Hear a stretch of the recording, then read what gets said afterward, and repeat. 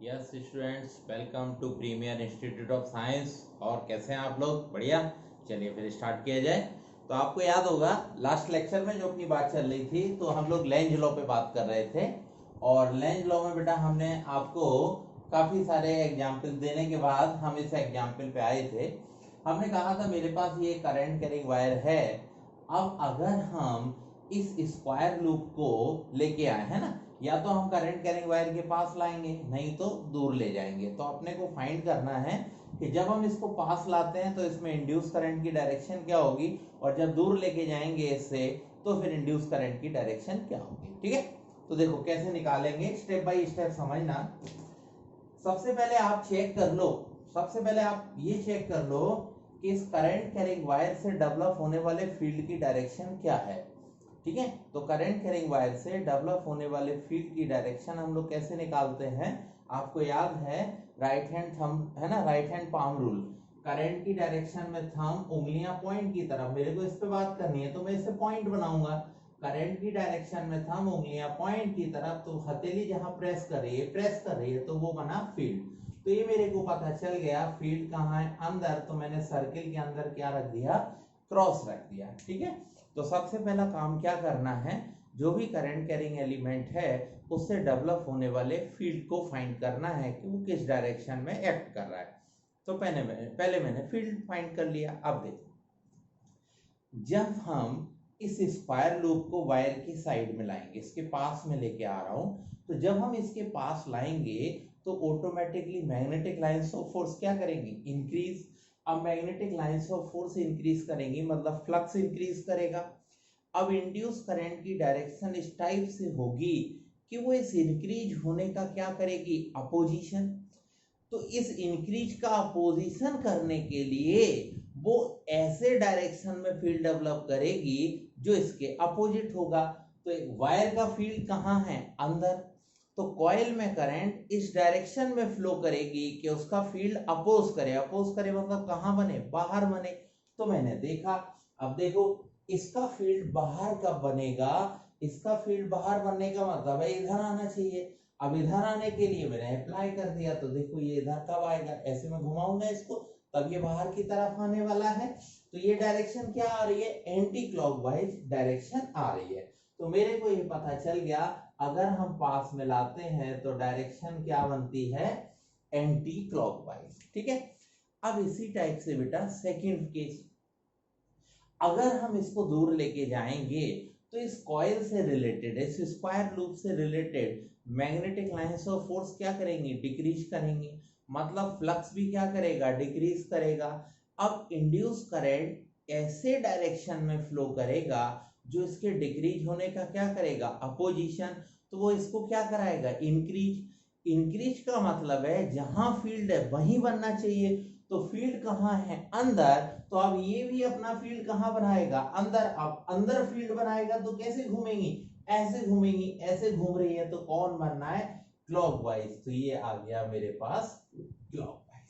ठीक है, तो हम लोग इस टाइप से न्यूमेरिकल में डायरेक्शन फाइंड करके दे सकते हैं। ठीक है, एक और एग्जांपल लेता हूं मैं। यहाँ क्या है, आपको कंफ्यूजन ज्यादा होता है इसलिए मैं थोड़े एग्जांपल ज्यादा ले ले रहा हूं। नेक्स्ट, एक बार मेरे को बोला गया कि हमारे पास एक वायर है बेटा, अभी इस वायर में कोई करंट नहीं है। बोल दिया गया भाई ये जो है कॉइल ए है और ये मेरे पास कॉइल बी है। अब क्वेश्चन को समझना, ये मेरे पास एक वायर है, वायर में कोई करंट नहीं है, ये कॉइल ए कॉइल बी। अब इनका कहना है अगर इस वायर में मैं करंट फ्लो करा दूं, मैंने करंट फ्लो करा दिया। अब अगर इस वायर में करंट फ्लो करा दी जाए तो आपसे बोला जा रहा है आप ये बताइए कि ए और बी कॉइल में इंड्यूस करंट का डायरेक्शन क्या होगा। ठीक है, अब समझना, पहले यहां करंट नहीं था, करंट नहीं था तो फील्ड नहीं था, फील्ड नहीं था तो फ्लक्स नहीं था, यानी कि इनिशियल फ्लक्स दोनों कॉइल के लिए क्या है, जीरो। अब यहां करंट आया वायर में, करंट आया तो फील्ड आया, फील्ड आया तो फ्लक्स आया। पहले फ्लक्स नहीं था, अब फ्लक्स आया तो चेंज इन फ्लक्स हुआ ना। ठीक है, अब चेंज इन फ्लक्स है तो क्या डेवलप होगा, इंड्यूस्ड ईएमएफ, इंड्यूस्ड ईएमएफ है तो क्या डेवलप होगा, इंड्यूस्ड करंट। तो पहले मैंने कंफर्मेशन कर लिया, ठीक है। अब एक एक करके सेट करते हैं। देखो, इस वायर की वजह से कॉइल ए में मैग्नेटिक फील्ड फाइंड करो कहां है। तो कैसे करेंगे, करंट की डायरेक्शन में थंब, उंगलियां पॉइंट की तरफ, तो ये प्रेस जहां करती है वो फील्ड है, तो इसका फील्ड कहां आ रहा है, बाहर आ रहा है। मतलब कॉइल ए की तरफ जो फील्ड वायर ने बनाया वो आउटसाइड है, मैंने सर्किल के अंदर डॉट कर दिया, ठीक है। अब देखो, अब आप मेरी बात को थोड़ा ध्यान से समझेंगे। वायर ने अपना फील्ड कहां बनाया, आउटसाइड। क्या करंट फ्लो होने से पहले यहां फील्ड था, नहीं था। अब फील्ड आया कहां, आउटसाइड। तो इंड्यूस करंट इस आने वाले फील्ड का क्या करेगी, अपोजिशन। अपोजिशन करेगी, तो अपोजिशन का मतलब है इसका फील्ड बाहर है, तो इंड्यूस करंट अपना फील्ड अपोजिट में बनाएगी, तो कहां बनाएगी, अंदर। अगर ये अंदर फील्ड बनाएगी तो इसका डायरेक्शन कैसा होगा, क्लॉकवाइज। तो इसमें मेरे को डायरेक्शन मिला बेटा क्या, क्लॉकवाइज, ठीक है। तो मैंने ए में फाइंड कर लिया। अब हम बेटा बी की तरफ आते हैं। इस करंट कैरिंग वायर की वजह से देखो, जहां बी कॉइल रखी है वहां फील्ड कहां बन रहा है। तो करंट की डायरेक्शन में था, उंगलियां पॉइंट की तरफ, हथेली ने प्रेस किया तो ये फील्ड, यानी कि बी में जो फील्ड बना वो वर्टिकली डाउनवर्ड है, क्रॉस लगा दिया मैंने। अब बी में जो इंड्यूस करंट होगी वो इंड्यूस करंट इस फील्ड का क्या करेगी, अपोजिशन। तो इसके अपोजिट में फील्ड बनाने वाली है। तो सोचो, अगर इसके अपोजिट में इसने फील्ड बनाया तो ये फील्ड कहाँ है, अंदर। अब ये अपोजिट में कहाँ बनाएगी, बाहर। अगर ये बाहर बनाती है तो मैं अगर ऐसे घुमाऊं तो अब ये कौन बनने वाला है, एंटी क्लॉकवाइज। तो इसमें मेरे को डायरेक्शन मिलने वाली है क्या, एंटी क्लॉकवाइज, ठीक है। चलिए, तो इस टाइप से हम लोग ये न्यूमेरिकल कर सकते हैं ना। अब मैं थोड़े दूसरे टाइप के भी आपको न्यूमेरिकल दिखाता हूँ कि दूसरे टाइप के न्यूमेरिकल कैसे पूछे जाते हैं।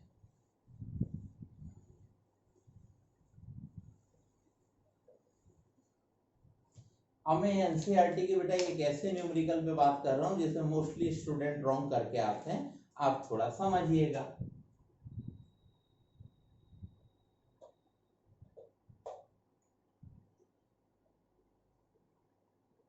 सपोज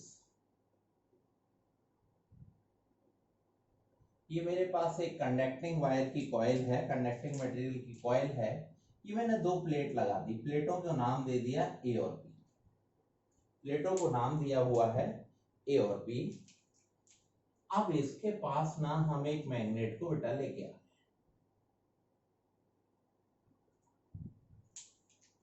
समझेंगे जरा। ये रहा एन पोल और ये रहा एस पोल। हमसे बोला जा रहा है किस कॉइल के पास में लेके आ रहा हूं, किसको, इस कॉइल के पास बेटा मैं लेके आ रहा हूं मैग्नेट को। अब मेरे से पूछा जा रहा है कि आप ये बताइए ए और बी में से कौन सी प्लेट हायर पोटेंशियल या पॉजिटिव पोटेंशियल पर होगी, है ना। अब आप समझना, ये कॉइल जो है ना वो ऐसे रखी हुई है इस टाइप से, ठीक है।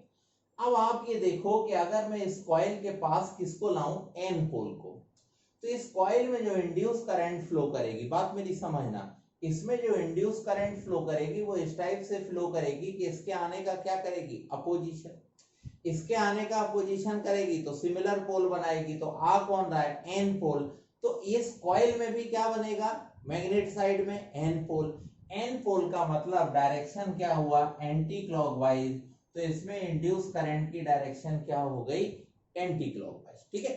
अब ये जो डायरेक्शन है वो इंड्यूस करंट की डायरेक्शन है।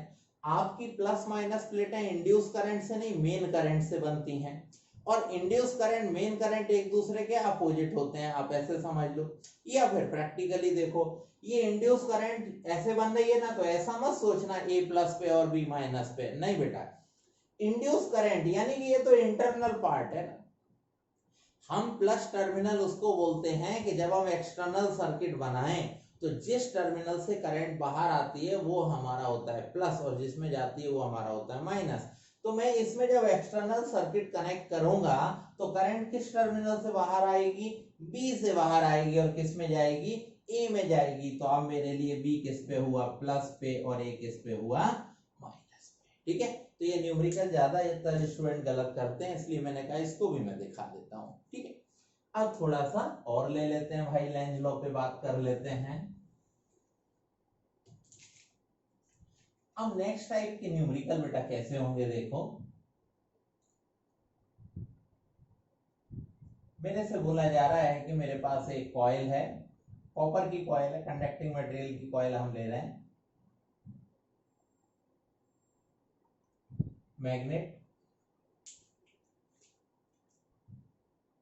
N pole S.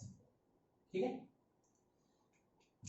अब ये मैग्नेट ना मैं कॉइल में गिरा रहा हूं। ठीक है, अब मैंने यहाँ 3 ऑब्जेक्टिव बनाने की कोशिश की है, तीनों ऑब्जेक्टिव आप देखना।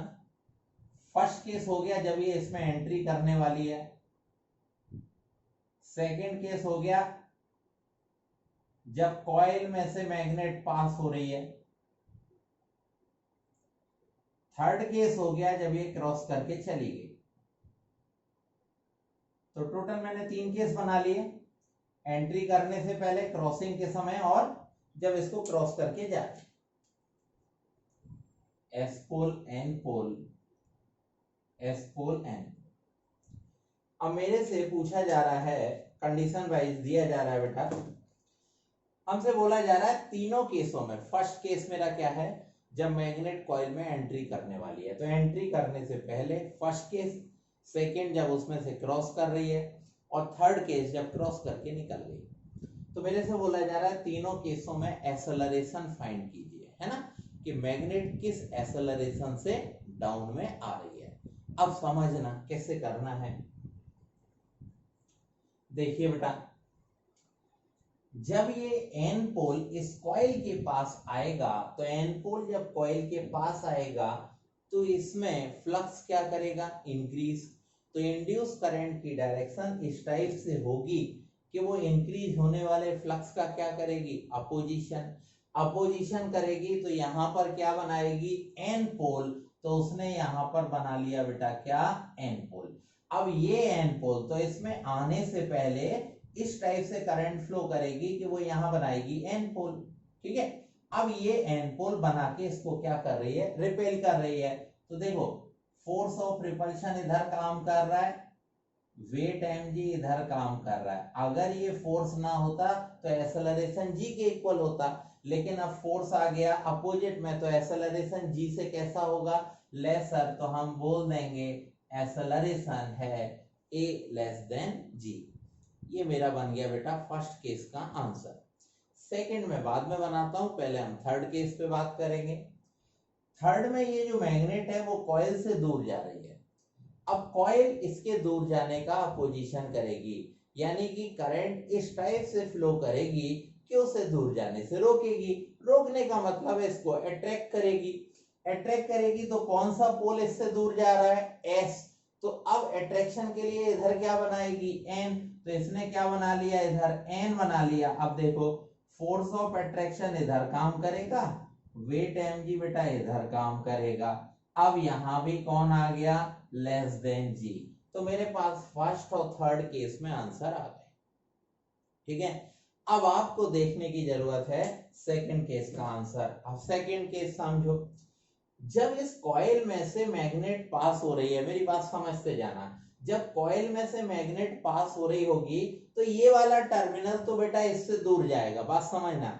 ये टर्मिनल एन वाला जो एंड्स है, तो ये एन वाला एंड्स इससे कहां जा रहा है, दूर जा रहा है, लेकिन एस वाला इसके क्या आ रहा है, पास आ रहा है।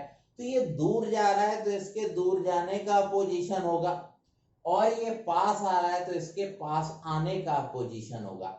तो ये एन वाला एंड्स कॉइल से दूर जा रहा है तो कॉइल इसको अट्रैक्ट करेगी, दूर जा रहा है तो अट्रैक्ट करेगी, तो यहां क्या लगाएगी, फोर्स ऑफ अट्रैक्शन। और यहां ये इसके पास आ रहा है तो इसको अपोज करेगी, तो क्या लगाएगी, फोर्स ऑफ रिपल्शन। अब सोचो एक ही बॉडी पे जितना रिपल्शन उतना अट्रैक्शन, अट्रैक्शन रिपल्शन दोनों क्या हो गए, जीरो। इसका मतलब अब यहाँ मैग्नेटिक फोर्स लगना बंद हो जाएगा, तो A इज इक्वल टू क्या होगा, G होगा। ठीक है, तो अब हम लोग ऐसे आंसर याद कर लेंगे कि अगर किसी मैग्नेट को हम किसी भी कॉइल में से पास कराते हैं तो आने से पहले लेस देन जी, जाने के बाद लेस देन जी, और जाते जाते ए इज इक्वल टू जी। ठीक है, चलो मेरा एक न्यूमेरिकल कंप्लीट हो गया।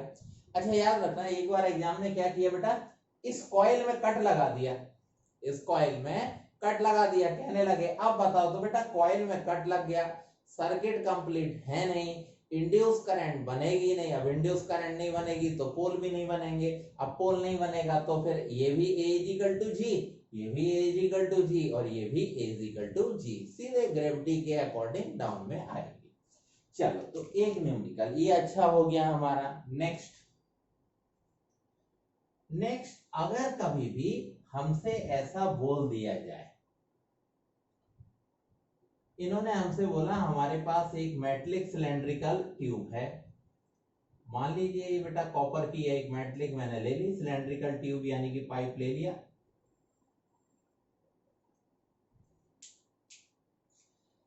अब इस सिलेंड्रिकल ट्यूब यानी कि पाइप में ना मैंने एक मैग्नेट को गिराने की कोशिश की, ये रहा N पोल और ये रहा S पोल। इसमें भी हम 3 केस लेते हैं, आने से पहले, और बेटा जब इसमें से क्रॉस कर रही हो, और जब क्रॉस करके चली जाए।